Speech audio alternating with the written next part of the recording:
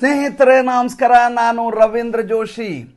ಒಂದೊಂದಾಗಿ ಇವರ ವಿಡಿಯೋಗಳು ಬಿಡುಗಡೆ ಆಗ್ತಾ ಇದ್ದಾವೆ. ಇವರ ನಿಜವಾದ ಬಣ್ಣ ಸ್ಪಷ್ಟವಾಗಿ ಜಗತ್ತಿಗೆ ಗೊತ್ತಾಗ್ತಾ ಇದೆ. ಯಾವುದನ್ನು ನಾನು ಮೊದಲನೇ ದಿವಸ ಹೇಳಿದ್ದೀನೋ ಅದು ಈಗ ಈ ವಿಡಿಯೋಗಳ ಮೂಲಕ ಖಚಿತ ಆಗ್ತಾ ಇದೆ. ಮೊದಲೇದಾಗಿ ವಿಡಿಯೋಗಳನ್ನು ನೋಡಿಬಿಡಿ, ಆಮೇಲೆ ಇದ್ರ ಬಗ್ಗೆ ಮಾತಾಡೋಣ. ಆವಾಗ ನಿಮಗೂ ಅದರ ಬಗ್ಗೆ ಸ್ಪಷ್ಟತೆ ಬರುತ್ತೆ, ಖಚಿತಗೊಳ್ಳುತ್ತೆ.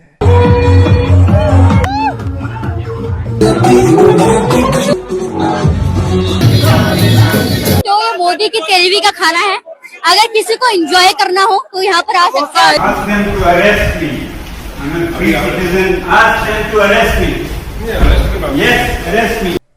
ಮೊದಲೇದಾಗಿ ಸೋನಮ್ ವಾಂಗ್ಚುಕ್ ಈ ದೇಶದಲ್ಲಿ, ಜಗತ್ತಿನಲ್ಲಿ ವೈದ್ಯಕೀಯ ಜಗತ್ತಿಗೆ ಒಂದು ದೊಡ್ಡದಾದಂಥ ಜಿಜ್ಞಾಸೆ. ಯಾಕೆಂದರೆ ಒಬ್ಬ ವ್ಯಕ್ತಿ 20 ದಿನಗಟ್ಟಲೆ ಉಪವಾಸ ಕೂತರೂ ಕೂಡ ಆತನಿಗೆ ಯಾವುದೇ ಸಮಸ್ಯೆ ಆಗಲಿಲ್ಲ. ಆತ ಪ್ರತಿನಿತ್ಯ ಒಂದು 10 ಸಲ ಟಾಯ್ಲೆಟ್ಗೆ ಹೋಗಿ ಬರ್ತಾ ಇದ್ರು.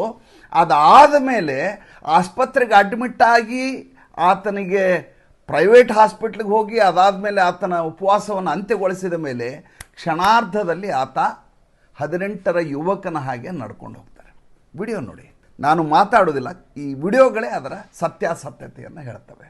ಮೊದಲನೇದು, ಈತ ಈ ಜಂತರ್ ಮಂತರ್ನಲ್ಲಿ ಉಪವಾಸ ಕೂತಾಗ ಹಿಂಬಾಲಕರ ಸಹಾಯ ಪಡೆದು ಟಾಯ್ಲೆಟ್ ಹೋಗ್ತಾ ಇರೋ ವಿಡಿಯೋ. ಇನ್ನು ಎರಡನೇದು, ಈತ ಗುರುಗ್ರಾಮ್ನ ಆಸ್ಪತ್ರೆಯಿಂದ, ಮೇದಾಂತ ಆಸ್ಪತ್ರೆಯಿಂದ ಡಿಸ್ಚಾರ್ಜ್ ಆಗಿ ಹೊರಗೆ ಹೋಗ್ತಾರೆ. ಒಂದೇ ದಿನದಲ್ಲಿ ಅಚ್ಚರಿದಾಯಕವಾಗಿ ಮಿರಾಕಲ್ ಅನ್ನೋ ರೀತಿಯಲ್ಲಿ ಈತ ಚೈತನ್ಯದ ಚಿಲುಮೆಯಾಗಿ ಹೊರಗಡೆ ಬಂದಿದ್ದಾರೆ. ವೈದ್ಯಕೀಯ ಲೋಕದ ಕೌತುಕ ಇದು.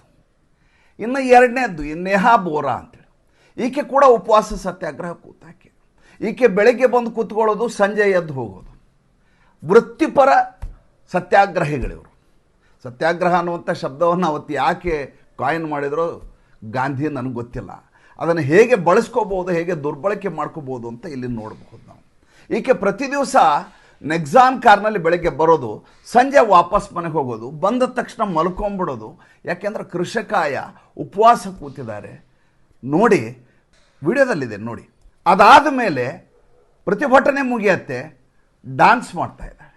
ಒಂದೇ ದಿನದಲ್ಲಿ ಈಕೆ ಆರೋಗ್ಯ ಇನ್ನಿಲ್ಲದ ಹಾಗೆ ಸುಧಾರಿಸಿಬಿಡುತ್ತೆ. ಈಕೆ ಡ್ಯಾನ್ಸ್ ಮಾಡೋ ಮಟ್ಟಿಗೆ ತಯಾರಾಗ್ಬಿಡ್ತಾರೆ. ಇನ್ನು ಮೂರನೇದು, ಅತ್ಯಂತ ಗಂಭೀರವಾಗಿ ಈ ದೇಶದ ಬಗ್ಗೆ ಕಳಕಳಿಯನ್ನು ಹೊಂದಿ ಇನ್ನಿಲ್ಲದ ಹಾಗೆ ದೊಡ್ಡ ಹೋರಾಟ ಮಾಡಿ ಈ ದೇಶಕ್ಕೆ ಭಾಳ ವಿದ್ಯಾರ್ಥಿಗಳ ದೊಡ್ಡ ಪ್ರತಿನಿಧಿಗಳಾಗಿ ಈ ದೇಶದ ದೊಡ್ಡ ಸಂಸತ್ಸೆ ಸಡಕ್ ತಕ್ಕ ಅನ್ನೋ ರೀತಿ ಸಡಕ್ನಲ್ಲಿ ನ್ಯಾಯವನ್ನು ಪಡೆದಂಥ ಈ ಅಭಿಜಿತ್ ದೀಪ್ಗೆ ಗ್ಯಾಂಗ್ ಇದೆಯಲ್ಲ, ಈ ಗ್ಯಾಂಗು ಯಾವ ರೀತಿ ಸಂಭ್ರಮಾಚರಣೆಯನ್ನು ಆಚರಿಸ್ತಾ ಇದೆ ಒಂದು ಸಲ ನೋಡಿಬಿಡಿ.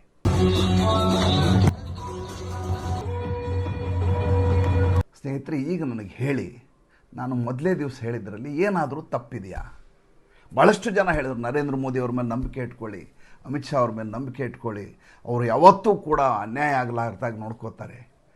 ಆದರೆ ಮೃದು ಧೋರಣೆ, ತಟಸ್ಥ ಧೋರಣೆ ಕೂಡ ಒಂದು ಕಾಲಕ್ಕೆ ಶಾಪ ಆಗಿಬಿಡತ್ತೆ ಅನ್ನೋದಕ್ಕೆ ಈ ಜ್ವಲಂತ ಉದಾಹರಣೆ ಈ ಬಾರಿ ಜಂತರ್ ಮಂತರ್ನಲ್ಲಿ ನಡೆದದ್ದು.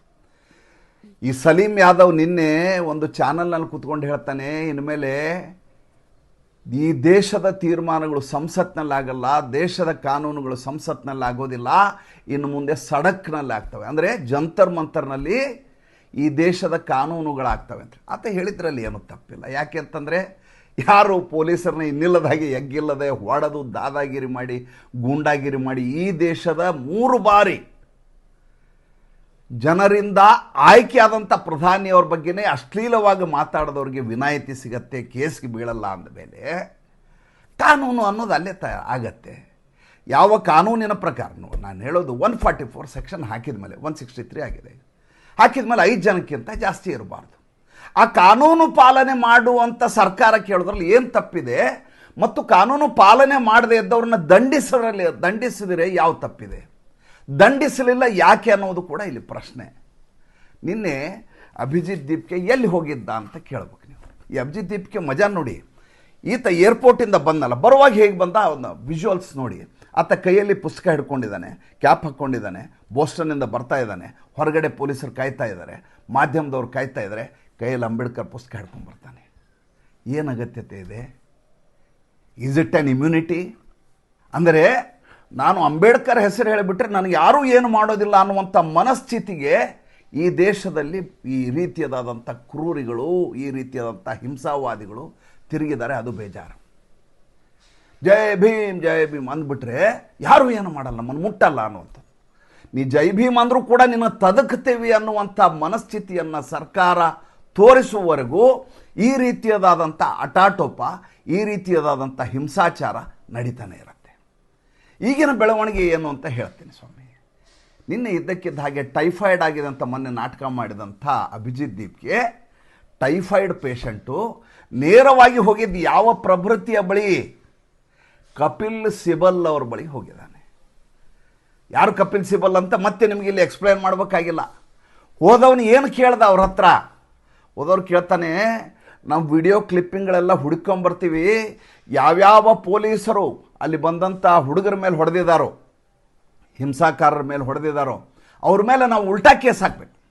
ಪೊಲೀಸರು ದುಂಡಾವರ್ತನೆ ಮಾಡಿದವ್ರ ಮೇಲೆ ಕೇಸ್ ಹಾಕೋದು ಈ ದೇಶದ ನ್ಯಾಯ, ಈ ದೇಶದ ಸಂವಿಧಾನ. ಏಕೆಂದರೆ ಲಾ ಆ್ಯಂಡ್ ಆರ್ಡರ್ ಹಾಳು ಮಾಡಿದ್ದಾರೆ, ಕಾನೂನಿನ ಉಲ್ಲಂಘನೆ ಮಾಡಿದ್ದಾರೆ. 144 ಇದ್ದಾಗ ಈ ರೀತಿ ಸೇರ್ಕೊಂಡಿದ್ದಾರೆ, ಅನುಮತಿ ಇಲ್ಲದೆ ಜಂತರ್ ಮಂತರ್ನಲ್ಲಿ ಬಂದು ಕೂತಿದ್ದಾರೆ. ಇಷ್ಟು ಜನ ಸೇರಲಿಕ್ಕೆ ಅನುಮತಿಯೇ ಇಲ್ಲ, ಆದರೂ ಸೇರಿದ್ದಾರೆ. ಅದೇ ವಯಲೇಷನ್ನು. ಜೊತೆಗೆ ಸಂಸತ್ನಂಥ ಅತ್ಯಂತ ಸೂಕ್ಷ್ಮ ಪ್ರದೇಶದ ಮೇಲೆ ಮುತ್ತಿಗೆ ಹಾಕುವ ಪ್ರಯತ್ನ ಮಾಡಿದ್ದಾರೆ. ಅದು ಕಾನೂನು ಉಲ್ಲಂಘನೆ, ಅವರಿಗೆ ಶಿಕ್ಷೆ ಆಗಬೇಕು, ಅದು ಕಾನೂನಾತ್ಮಕವಾಗಿ ಆಗಬೇಕು. ಇದು ಉಲ್ಟಾ. ಈಗ ಹೆಂಗಿದೆ ಅಂದರೆ, ಈ ಅಭಿಜಿತ್ ದೀಪ್ಗೆ ಹೋಗ್ತಾನೆ, ಹೋಗಿ ಕಪಿಲ್ ಸಿಬಲ್ ಹತ್ರ ಕೇಳ್ತಾನೆ, ಈ ಪೊಲೀಸ್ ಆಫೀಸರು ಕಾನ್ಸ್ಟೇಬಲ್ಗಳ ಮೇಲೆ ಕೇಸ್ ಹಾಕಬೇಕು, ಏನೇನು ತಯಾರಿ ಮಾಡಿಕೊಡಿ ಅಂತ. ಆತನಿಗೆ ಒಂದು ವಿಷಯ ಗೊತ್ತಿಲ್ಲ. CRPC 197 ಪ್ರಕಾರ, ಈಗ ಅದು BNSS 218 ಪ್ರಕಾರ ಆಗಿದೆ. ಪಬ್ಲಿಕ್ ಸರ್ವೆಂಟ್ ಆನ್ ಡ್ಯೂಟಿ ಅಂದರೆ ಯಾರು ಕರ್ತವ್ಯವನ್ನು ನಿಭಾಯಿಸ್ತಾ ಇರುವಂಥ ಅಧಿಕಾರಿ ಇದ್ದಾನೋ ಆತ ಕಾನೂನನ್ನು ಪಾಲನೆ ಮಾಡಲಿಕ್ಕೆ, ತನ್ನ ಕರ್ತವ್ಯವನ್ನು ಮಾಡಲಿಕ್ಕೆ ಆತನಿಗೆ ಎಲ್ಲ ರೀತಿಯ ಪರಮಾಧಿಕಾರ ಇರುತ್ತೆ. ಆತನ ಮೇಲೆ ನೀವು ಕೇಸ್ ಹಾಕಂಗಿಲ್ಲ. ನೀವು ಮಾಡ್ತಾ ಇರುವಂಥ ಗಲಾಟೆಯನ್ನು ಚದುರಿಸಲಿಕ್ಕೆ government has a monopoly on violence, nobody can use violence. ಸರ್ಕಾರಕ್ಕೆ ಮಾತ್ರ ವೈಲೆನ್ಸ್ ಮಾಡಲಿಕ್ಕೆ ಅಧಿಕಾರ ಇದೆ. ದೊಡ್ಡ ವೈಲೆನ್ಸನ್ನು ತಡೆಗಟ್ಟಲಿಕ್ಕೆ ಸಣ್ಣ ವೈಲೆನ್ಸನ್ನು ಮಾಡ್ಬೋದು. ಅಂದರೆ ನೀವು ಹಿಂಸಾಚಾರ ಮಾಡಿ ಸಂಸತ್ತಿನ ಮೇಲೆ ಮುತ್ತಿಗೆ ಹಾಕುವುದನ್ನು ತಡೆಯಲಿಕ್ಕಾಗಿ ಪೊಲೀಸರು ದಂಡ ಪ್ರಯೋಗವನ್ನು ಮಾಡಬಹುದು. Violence is to be used to prevent violence. Government can use violence to prevent violence. Larger violence can be prevented by smaller violence, or the violence can be prevented by the government officials or one who is on duty. He can discharge his duties. ಅಂದರೆ ನೀವು ಯಾವುದೇ ಕಾರಣಕ್ಕೂ police officer ಮೇಲೆ case ಹಾಕ್ಲಿಕ್ಕೆ ಬರಲ್ಲ. ಆದರೆ ಈ ಉದ್ದಟ, ಈ ಮುಠಾಳ, ಈ ನೀಚ, ಈ ಧೂರ್ತ ಸರಿಯಾದ ಜಾಗಕ್ಕೆ ಹೋಗಿದ್ದಾನೆ. ಕಪಿಲ್ ಸಿಬಲ್ ಹತ್ರ ಹೋಗಿದ್ದಾನೆ. ಅಂದರೆ ಕಪಿಲ್ ಸಿಬಲ್ ಯಾರು ಈ ದೇಶದಲ್ಲಿ ಕಾಶ್ಮೀರ ಭಾರತದ ಅಭಿನ್ನ ಅಂಗ ಅಂದ ಸಂದರ್ಭದಲ್ಲಿ 60 ಗಂಟೆಗಳ ಕಾಲ ಕಾಶ್ಮೀರ ಪ್ರತ್ಯೇಕವಾಗಿರಬೇಕು, ಅದಕ್ಕೆ ವಿಶೇಷವಾದ ಶಾಸನ ಇರಬೇಕು ಅಂತ ವಾದ ಮಂಡನೆ ಮಾಡಿದಂಥ ಪ್ರವೃತ್ತಿ ಆತ. ಕೊನೆಗೆ ಆನರಬಲ್ ಜಸ್ಟಿಸ್ ಹೇಳಿದ್ರು, ಹೇಳಿದ್ದನ್ನೇ ದಯವಿಟ್ಟು ಹೇಳಬೇಡಿ, ಬೇರೆ ಏನಾದರೂ ವಿಷಯ ಇದ್ರೆ ಹೇಳಿ, ಯಾಕೆ ಕೋರ್ಟಿನ ಸಮಯವನ್ನು ವ್ಯರ್ಥ ಮಾಡ್ತಾ ಇದ್ದೀರಿ ಅಂತ ಹೇಳಿದ್ರು. ಬೇಕಾದ್ರೆ ನೀವು ಹಿಂದ್ಗಡೆ ಇರುವಂಥ ಎಲ್ಲ ಸುಪ್ರೀಂ ಕೋರ್ಟಿನ ಕಲಾಪಗಳನ್ನು ಗಮನಿಸಿ ನೋಡಿ. ನಾನು ಕಣ್ಣಾರೆ ನೋಡಿದ್ದನ್ನು ವಿಡಿಯೋದಲ್ಲಿ ಹೇಳ್ತಾ ಇದ್ದೇನೆ ನಿಮಗೆ. ಅಂದರೆ ಇದು ಹೇಗಾಗಿದೆ ಅಂದರೆ, ಜಿಂಕೆ, ತೋಳ, ನರಿಯನ್ನು ತಿನ್ಕೊಂಡಿದ್ದಂಥ ಹುಲಿಗೆ ಇದ್ದಕ್ಕಿದ್ದ ಹಾಗೆ ನರಭಕ್ಷಕ್ಕಾಗಿ ರಕ್ತ ಸಿಕ್ಕಿಬಿಟ್ರೆ ಯಾವ ಮಜಾ ಸಿಗುತ್ತೋ ಆ ಮಜಾ ಈ ಎಲ್ಲ ಪ್ರಭೃತಿಗಳಿಗೂ ಸಿಕ್ಕಿದೆ. ಸರ್ಕಾರವನ್ನು ನಾವು ಮಣಿಸಬಲ್ಲೆವು ಅನ್ನೋದು ಖಚಿತ ಆಗೋಗಿದೆ. ಮೊದಲೇ ದಿವಸ ಈ ಇಬ್ಬರು ಇದ್ದಾರಲ್ಲ, ಅಲ್ಲಿ ಹೋಗಿದ್ರಲ್ಲ, ಆಶುತೋಷ್ ಮತ್ತು ಇನ್ನೊಬ್ಬ, ಅವ್ರು ಹೋಗಿ ಕೂತಾಗಿದ್ದಂಥ ಭಂಗಿ ನೋಡಿ, ಮಾರನೇ ದಿವಸ ಮಾತುಕತೆ ಆಡಬೇಕಾಗ ಇಬ್ಬರು ಮಿನಿಸ್ಟರ್ಗಳ ಎದುರು ಕೂತಿರುವಂಥ ಭಂಗಿಯನ್ನು ನೋಡಿ ಇದ್ದಕ್ಕಿದ್ದ ಹಾಗೆ ಅವ್ರ ಹತ್ರ ಅತಿಯಾದ ಆತ್ಮವಿಶ್ವಾಸ ಸ್ಫುರಿಸಲಿಕ್ಕೆ ಶುರು ಮಾಡುತ್ತೆ. ಏನಂದರೆ ಸರ್ಕಾರವನ್ನು ಬಗ್ಗಿಸಬಲ್ಲೆವು ಅಂತ. ಇದೇ ಅಭಿಜಿತ್ ದೀಪ್ಗೆ ಅಳ್ತಾ ಇದ್ದಂಥ ವಿಡಿಯೋಗಳಿದ್ದಾವೆ. ಇದೇ ಅಭಿಜಿತ್ ದೀಪ್ಗೆ ಗೋಗರಿತಾ ಇದ್ರು, ಮನೇಲಿ ಕೂತ್ರೆ ನಮ್ಗೆ ನ್ಯಾಯ ಸಿಗಲ್ಲ, ಬನ್ನಿ ಬನ್ನಿ ಬನ್ನಿ ಅಂತ ಕರಿತಾ ಇದ್ರು. ಬಂದವ್ರು ಎಂಥವ್ರು? ಯಾವ ಜಂಜಿಗಳ ಸ್ವಾಮಿ? ಬಂದ ಜಂಜಿಗಳು ಹೇಗೆ ಅಂದರೆ, ಒಬ್ಬ ನಿಶಾ ಅನ್ನುವಂಥ ಹುಡುಗಿ ಇವತ್ತು ನರೇಂದ್ರ ಮೋದಿ ಅವರ ಶ್ರಾದ್ದ ಇದೆ, ಬನ್ನಿ ತಗೊಳ್ಳಿ ಅಂತ ಅಲ್ಲೆಲ್ಲರಿಗೂ ಸಮೋಸ ಹಂಚ್ತಾ ಇದ್ದಾಳೆ. ತೇರ್ವಿ ಅಂದರೆ 13ನೇ ದಿವಸ ವೈಕುಂಠ ಸಮಾರಾಧನೆ. ನರೇಂದ್ರ ಮೋದಿ ಅವರು ವೈಕುಂಠ ಸಮಾರಾಧನೆ ಮಾಡ್ತಾ ಇದ್ದೀವಿ, ಬನ್ನಿ ಊಟ ಮಾಡಿ, ಬನ್ನಿ ಊಟ ಮಾಡಿ ಅಂತ ಕರಿತಾ ಇದ್ದಾಳೆ. ಇದು ಪ್ರತಿಭಟನೆನ? ಇನ್ನೊಬ್ಬ ಕರಿತಾನೆ, ನರೇಂದ್ರ ಮೋದಿ ಮದುವೆ ಆಗಿಲ್ಲ, ಆ ದೇಶ ಯಾಕೆ ಹಾಳು ಮಾಡ್ತಾ ಇದ್ದೀನಿ, ನಿನ್ನ ಮನೇಲಿ ಹೆಣ್ತಿಲ್ದೆ ಇದ್ದದಕ್ಕೆ ನೀ ಈ ರೀತಿ ಮಾಡ್ತಾ ಇದೀಯ ಅಂತ ಇನ್ನೊಬ್ಬ ಮಾತಾಡ್ತಾನೆ ಖಾಸಗಿಯಾಗಿ. ಈ ರೀತಿಯದಾದಂಥ ನಾನು ಹೇಳಲಿಕ್ಕೆ ಸಾಧ್ಯ ಆಗಲಾರ್ದಂಥ ನನ್ನ ಬಾಯಲ್ಲಿ ಮಠ ಮಧ್ಯಾಹ್ನ ಇಂಥ ಸುದ್ದಿಗಳು ಹೇಳಬಾರ್ದು ಅಂದ್ಕೊಂಡ್ರು ಕೂಡ ನನಗೆ ನೆನೆಸ್ಕೊಂಡ್ರೆ ಕೊತ್ತ ಕುದೀತದೆ. ಇವರಿಗೆ ಇಮ್ಯುನಿಟಿ ಸಿಗ್ತದೆ, ಇವರು ಪಾರ್ಟಿ ಮಾಡ್ತಾರೆ, ಇವರು ಡ್ಯಾನ್ಸ್ ಮಾಡ್ತಾರೆ, ಇವ್ರಿಗೇನೂ ಆಗೋದಿಲ್ಲ. ನೀವು ಕೆಳಗೆ ಕಮೆಂಟ್ ಹಾಕ್ತೀರಿ, ಗೊತ್ತು ಬಿಡಲ್ಲ ನರೇಂದ್ರ ಮೋದಿ, ಅಮಿತ್ ಶಾ ಬಿಡಲ್ಲ, ಇವ್ರ ಮುಂದೆ ನೋಡಿ ಹೆಂಗಾಗತ್ತೆ ನೋಡಿ. ಸ್ವಾಮಿ, ನಾವು ಕಿಸಾನ್ ಮೋರ್ಚಾದಲ್ಲಿ ಏನಾಗಿದೆ ನೋಡಿದ್ದೀವಿ. ಅದಾದಮೇಲೆ ಅವರೆಲ್ಲ ಚುನಾವಣೆಗೆ ನಿಂತರು. ಪಂಜಾಬದಲ್ಲಿ ಇದೇ ನರೇಂದ್ರ ಮೋದಿ ಅವ್ರನ್ನ ಒಂದು ಸೇತುವೆ ಮೇಲೆ ಅಡ್ಡಗಟ್ಟಲಾಯಿತು. ಇಡೀ ವ್ಯವಸ್ಥೆ ಏನು ಮಾಡ್ತಾಯಿತ್ತು, ಬೇಹುಗಾರಿಕೆ ಏನು ಮಾಡ್ತಾಯಿತ್ತು, ಅಂಗರಕ್ಷಕರು ಏನು ಮಾಡ್ತಾಯಿದ್ರು, ಈ ದೇಶದ ವ್ಯವಸ್ಥೆ ಏನಿತ್ತು ನನಗೆ ದಯವಿಟ್ಟು ಹೇಳಿ. ಒಬ್ಬ ನರೇಂದ್ರ ಮೋದಿಯವರು ಬರುವಾಗ ವಾರಗಟ್ಟಲೆ ತಯಾರಿ ಮಾಡಲಾಗತ್ತೆ. ನಾನು ಸ್ವತಃ ಕಣ್ಣಾರೆ ನೋಡಿದವನು, ಸ್ವತಃ ರಿಸೆಪ್ಷನ್ ಕಮಿಟಿನಲ್ಲಿ ಇದ್ದವನು ಉಡುಪಿನಲ್ಲಿ.